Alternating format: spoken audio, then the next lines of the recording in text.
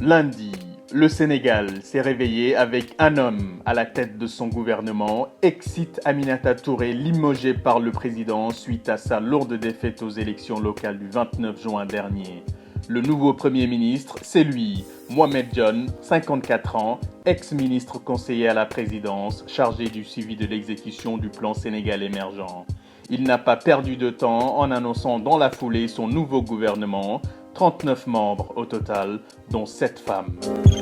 Mardi, direction le Brésil, où la Coupe du Monde de football avait un goût amer ce mardi soir. Le Brésil a quitté son mondial sur une déroute historique, défaite 7-1 en demi-finale face à l'Allemagne. Une avalanche de buts qui s'est abattue sur la sélection en milieu de première mi-temps. 4 buts en 6 minutes. Les Brésiliens ont notamment été trahis par une défense totalement dépassée en l'absence du capitaine Thiago Silva, ici à l'image en train de consoler son coéquipier David Luiz. Ce succès historique permet à l'Allemagne, 3 fois championne du monde, d'accéder pour la 8e fois de son histoire en finale de la Coupe du Monde. Mercredi, regardez notre troisième photo, des colonnes de fumée s'élevant au-dessus de Rafah dans le sud de la bande de Gaza.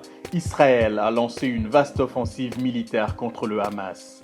Les raids aériens sur Gaza ont fait au moins 43 morts et des dizaines de blessés depuis le début de l'offensive militaire.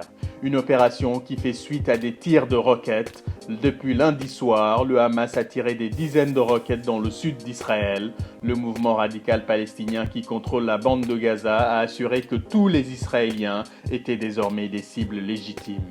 Israël, de son côté, agite également la menace d'une opération terrestre de grande ampleur. Jeudi, ce chiffre qui fait froid dans le dos, plus de 170 000 personnes ont été tuées en Syrie, selon un nouveau bilan de l'Observatoire syrien des droits de l'homme publié ce jeudi. Parmi les morts figurent au moins 50 000 civils. Plus alarmant encore, on dénombre plus de 9 000 enfants victimes de ce conflit qui ravage la Syrie depuis maintenant 3 ans. Vendredi, au Sénégal, après Karim Wade, va-t-on vers l'inculpation d'un autre dignitaire du régime Wade? Abdoulaye Baldé, le maire tout juste réélu de Ziguinchor dans le sud du Sénégal, a été convoqué par le procureur spécial dans le cadre de la lutte contre l'enrichissement illicite. La justice lui demande de justifier la provenance de plus d'1 milliard de francs CFA trouvés dans ses comptes bancaires. Abdoulaye Baldé, lui, assure que tout cela n'est qu'une manœuvre politicienne parce qu'il est opposant et candidat déclaré à la prochaine présidentielle. Lui qui vient de battre à plate couture la coalition du chef de l'État. Ainsi tourne le monde. Un bon week-end et bonne semaine.